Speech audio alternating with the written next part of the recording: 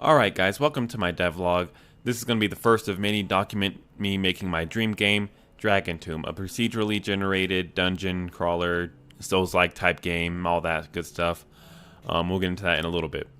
I know making your dream game as your first game is like a big no-no, especially in online communities, but I say to hell with it. You know, let's just, have fun making a game, learning, getting experience on the way.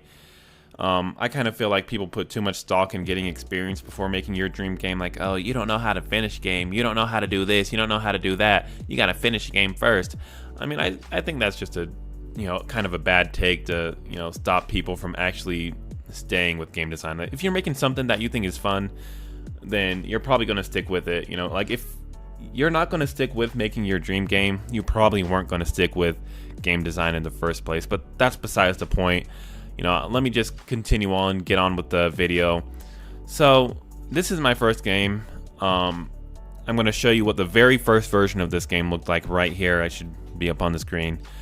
I followed a YouTube tutorial by a YouTuber named Matinator, I think it was. I'll put a link in the description in case anybody else wants to follow it. But anyways, then I realized I didn't really want to follow a straight up tutorial, because if I did, there's other people doing that. I'm just making the same game as somebody else, just reskinned. I mean, obviously I was gonna, put my little touch on it, but I decided that I wanted to completely revamp it. So here I'm gonna put up what the game looks like now.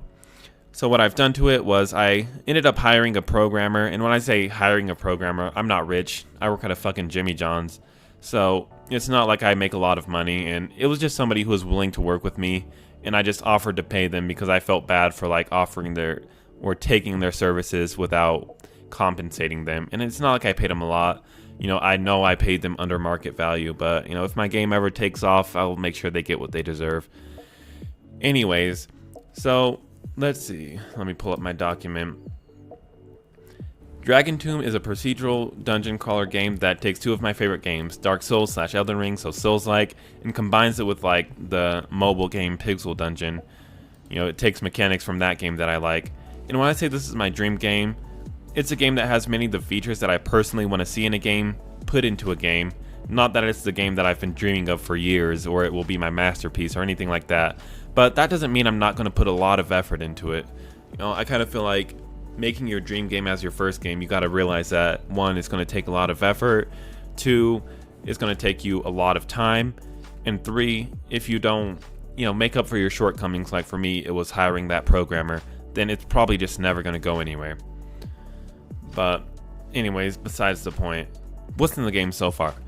So far, the dungeon, each level is procedurally generated. That's what I paid the programmer to do. It's like I'm not smart enough to conceptualize like half the things that are already in the game right now. Let's take a look. You can enter the witch's tent over here. However, I do think that I'm going to revamp it a little bit, make it more witchy, make it more not so empty. That'll come in a later update. We have the tomb itself. Oh, there's a bug. Alright, so we have the tomb itself. Each level is randomly generated. It has enemies that will, follow the player around, attack them. If there's too many enemies blocking the way, enemies will go around and try to find an alternative route to come and attack the player. So I think that's pretty lit. You go down a floor, the depth counter gets updated. If you run, the stamina bar depletes, which is also pretty cool. Enemies, they start at a spawn point and they'll run to a different spawn point after a certain amount of time to make them, passively run around the dungeon. I mean, you can see someone's coming from over here. Just so that way they can like, catch the player. Like you're bound to run into enemies even if you're hiding in a room. I mean, that's pretty much it. It's very basic right now. Like it still needs a lot of work. Like this attack animation, it's very simple, but I want to eventually change that. In the next major update, I want it to be like an armor update, so you can change armor, you can change your weapon, you can get killed by the enemies, just have like a basic semblance of gameplay, because right now all you pretty much do is run around the tomb, you get chased, you have these zombies chase you, they can't really do nothing to you, then you return to the Eventually this whole hub is going to get revamped. It's going to be redone. I've already started working on a different version of the hub. This is what an early version of that looks like. This is a reference from Pixel Architect. But yeah, I'm revamping the basic entrance right here. This door is going to be locked, and then if you go up here, there's going to be a revamped tomb. I mean, I do feel kind of bad for, like, you know, abandoning the old hub because, you know, it's something that I put a lot of time back in, but I also made it 2 years ago whenever I was, you know, pretty much a beginner at pixel art. There's going to be a forge over here, a blacksmith, the witch's tent, which it will be revamped. You know, this is the tavern. There is an interior to it, but I want to remake the outside. I want to make it more dynamic, maybe make it, you know, kind of like slanted. I don't know. I'm working on it. All right, so this will eventually be the new hub. It still needs a lot of work. It's very unfinished. There's just a lot of things I want to add to it. It'll probably finishing the hub will be in the next devlog, but it's going to take me a while. Not gonna lie. Alright, this is a picture of some weapons that I have so far. I got a couple of swords, a needle-like sword that's gonna have poison, ice, fire.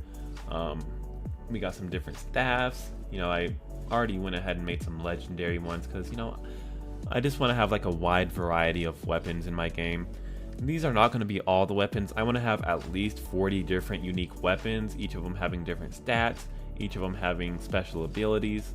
Well, I mean, I guess the generic ones, they won't have special abilities, but, you know, for like legendary staffs, legendary hammers, legendary swords, they'll each have their own, you know, special abilities. I'm taking huge inspiration from Elden Ring. I'm thinking about implementing a type of Ash of War mechanic, but at the same time, I don't know if I want to just do a one-for-one copy of, you know, Elden Ring. Like, I want to put my own touch on it. I don't want people to be like, okay, this is clearly a clone of Elden Ring or Dark Souls. So, I mean, I feel like I'll bring more to the table, but, you know, this is just, you know, to get a basic demo down. Eventually, I do want to reach out to a publisher or start a Kickstarter, but, you know, money talk is way down the line. We'll get to that later. But other than that, this game has a lot of work, and hopefully I can document it all in my game. I think also in the next devlog, I'm going to fix the jittering that you can see of the pixels around here. I mean, it's really annoying to me personally. But yeah, there's a lot of things that I want to eventually do with this game. You know, probably whenever enemies aren't in your line of sight. I'm not too sure, like, I want them to be invisible whenever they're not in your line of sight, but at the same time, I kind of feel like it adds like a element of suspense, like seeing them like in different rooms or running down the halls, even if they don't see you yet, so you know you need to be wary of them. But we'll see how that goes. But thank you for watching. You know, I'll keep you updated. Maybe at one of these devlogs we'll get the programmer on here to say a couple of words, because I do understand a little bit of programming, but I'm not the brightest programmer, I'd say. So I can probably explain a little bit of the code, but overall it'd be much more worth it on a technical side to have them on the devlogs, but we'll see.